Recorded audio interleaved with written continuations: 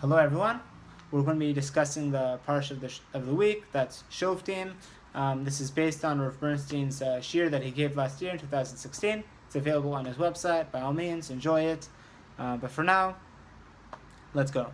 So, the first issue dealt with in this, literally the very first issue dealt with in this week's Parsha is actually about Shoftim, the judges, right? About the system of Mishpat, the justice system that will take place among the Jews. That makes sense. That's most of the beginning. However, right in the middle of this discussion of Mishpat, we have three psukim that really seem to stand out. Let's see what those are. So it's in Tet Zayin Chaf Aleph. That's where we see the first strange pasuk. So Lotita Lecha Ashera, right? You should not plant for yourself an Ashera. That's a tree worshipped for Avodah Zarah. Not a good thing. Kol eitz etz al mizbach Hashem Elokecha asher tasebach, right? So first there is the injury of planting an Asherah tree for Avodah Zarah, but then there's also the extra insult added to it by planting it close to Mizbech. So don't plant the Asherah tree, and if you are going to do it, don't do it. But if you are, definitely don't do it near a Mizbech, because that makes it much worse. Fine. That's the first pasuk. What does that have to do with Mishpat? Not sure. So, V'lo takim lecha matzeva asher saneh Hashem Elokecha. Also, don't found or create a matzeva. A matzeva is a mizbeach. It's just made out of one stone, whereas a mizbeach is multiple stones formed into one unit. Don't do that either. Previously, a matzeva was fine. That worked in the time of the Alva. Now, no longer. Fine. And then the third pasuk, Lo tizbach l'Hashem Elokecha shor vaseh asher yevomum. Right. Also, don't sacrifice an animal that has a mum, right? That has some kind of flaw, some kind of defect in it. An obvious one would be like a broken leg. Don't do that. It's not accepted by God. In fact, he calls it kol devara ki to'avat Hashem Elokecha, right? It's a to'eva. It's an abomination. So what do you say about these three psukim? They really don't seem to flow in to this section of the Chumash. We're discussing all the issues of Mishpat, of appointing Dayanim, of how Bnei Yisrael should be judged, and now we have all these discussions. Important, but not for now. So why is this placed here?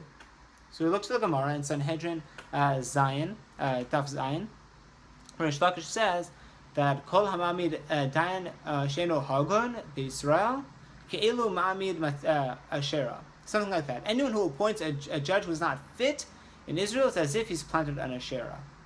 Right? Now the Gemara asks, well, how do you know that? You can't just say those kinds of things. So Rish Lakish, or the Gemara at least, quotes our parsha as evidence. First we talk about Shoftim ve'Shotrim, and then it goes on for a few psukim. Then it says Lo titah lecha Asherah, right? Because it seems to imply that if you have a dayan who is not fit to be a judge, it's like having an Asherah tree. Great. Only question is, that only addresses one of the three psukim, right? So great, the Gemara addressed one of the three psukim. Now we understand why one of these psukim actually does make sense in the context of the Shoftim. But what about the other two? So let's look at the Rambam. So the Rambam wrote the Yad HaChazaka, right? Yad for Yudalad, that's 14. It's his 14 books about literally the whole vast scope of halacha, even the mitzvahs that don't apply to our current day and age. Hopefully soon. But one of these 14 is called Shoftim, and there we find Hilchot Sanhedrin. So go there in Perek Gimel. That's the third Perek, Halacha Chet. The eighth Halacha, we see the Rambam say V'od Amru, right, or V'od Amru Chachamim, right. Kol Hamamid L'Yisrael Dayan She'eno Hagun, right. Anyone who appoints a dayan for the Jews who is not Hagun, who is not fit, Keilu Heiki Matzeva, right. It's as if he's established a Matzeva. Oh, so we see a second pasuk is hit. Then he quotes the pasuk, Shene'emar, V'lo takim lecha matzeva asher saneh Hashem Elokecha. That's our pasuk. V'makom Talmidei Chachamim kilu nata Asherah, right? And in the place of Talmidei Chachamim, it's as if he's planted an Asherah. Amazing. So now we have the Asherah, right, just like the Gemara, and we have a matzeva, right? That's our second pasuk. Now there are two problems. First, the Rambam is only addressing two of three psukim, seemingly. So that's going to be our second question. But our first question is, what's the Rambam doing? That's not what the Gemara is saying. The Gemara didn't quote the Matzeva. It quoted the pasuk of an Asherah, not a Matzeva. How could the Rambam not explain it like the Gemara? So the Ritva explains. He says sometimes the Rambam doesn't do that. The Rambam here is here to pass on halacha. He's not necessarily here to explain all the Gemaras and to give them all to you. He wants to tell you what the halacha is. So here's the halacha. He has a pasuk to base it on. So here's the pasuk that his halacha is based on. Thank you very much, and he's out, right? But the Chidah, right, a great Sephardi posek in the past, I think, 300 years, he says that can't be what the Rambam is doing here. He's actually not going against the Gemara. How do we know that? Because the Rambam starts with V'od Amru. What does that mean? V'od Amru? Chachamim, right? When you talk about the Chachamim, the Rambam, especially the Rambam, is talking about Chazal. Who's Chazal? Chazal are the sages who authored the Mishnah and the Gemara, right? Sometimes when we talk about Chazal, we might get confused. What does that mean? All of the Chachamim, including the ones in the past 50 years, 100 years, 1,000 years. So generally the way it works is Chazal, whenever someone talks about Chazal, they mean they're sages of the Talmud, that's the Mishnah and the Gemara. Whenever they talk about Razal, right, Rabbeinu Zichron Livracha, they're talking about the sages of the last 1,000 years. Fine, that's a good yesod to know.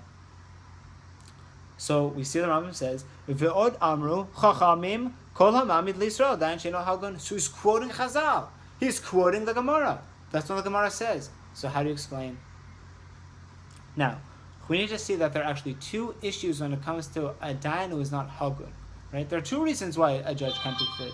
There's either he does not have the requisite knowledge, right? He's a good guy, salt of the earth, heart of gold, amazing person. He just doesn't know what he needs to know to be a Dayan.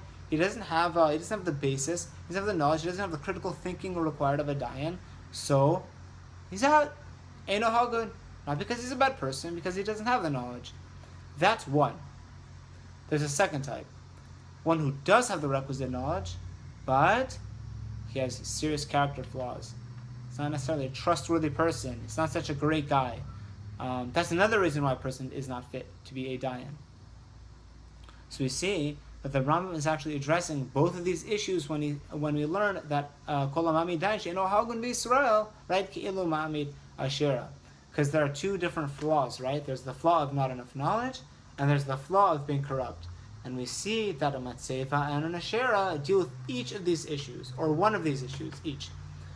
What's the Matzeva? A Matzeva is a stone. It's just a block, right?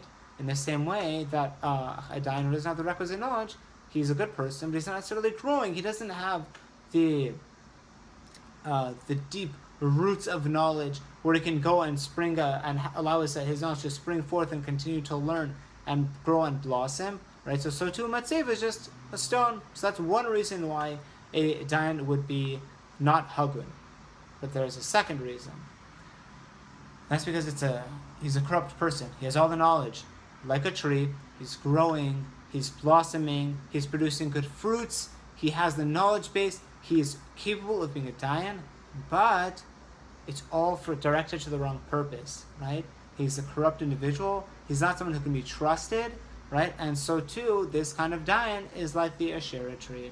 So that's where we get our 2 for 3. But of course, what about the third? That's our second question, right? So far, the Rambam is addressing the first pasuk and the second pasuk. What about the third pasuk? The pasuk of the Baal Mum, right? A person who brings a shor oseh, right? That's a Baal Mum that has a defect. That's not a good korban. So what do we do with that? Oh, sorry. This whole explanation of how to allow these 3 psukim to flow was written by the Maharik. He's a late Rishon. He must have lived, I'm guessing, well, like 500-600 years ago, probably closer to 6. One of his Talmidim was the Bar Tanura, who wrote a very famous commentary on the Mishnayot, probably the most famous. So what do we see? So the Maharik explains, if we actually go a little bit further on in the Rambam, in the 4th parak of Sanhedrin, we see.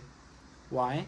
Because he says, what happens if you appoint a dayan who is not a... Sorry, so we know that the Torah says you can't appoint a dayan who's not Hagun. Don't do that, right? What if you do? What if you do? The Torah says not to, right? But sometimes, say for example, let's say a Kohen is not allowed to marry a divorced woman. Let's say he does. What happens? Is he married or is he not married? Did the marriage go through? The answer is yes, it did. The Torah says not to, but even so, it still goes through. Now, this is unlike, say, if a father wants to marry a daughter, or a brother wants to marry his sister. Even if he goes through the full ceremony, he says Harim Nekudesh Ali, he puts the ring on her finger, he has 2 Eidim, he has everything you need to make a Kiddushin, it counts for 0. Literally nothing happens. It's Asr Min Torah. So even though we have one Isser that's it, where the Kiddushin is Chal, aka a Kohen with a divorced woman, that works. But there's another Isser that's, say, a Rayot, right? Like a brother marrying a sister. And that too is Asr, and the Kiddushin is not Chal. So what about here? We appoint the Dayan. Does the appointment go through? He's not Hagun, but even so, does it work or does it not work? The Rambam says it does not work. How do we know that?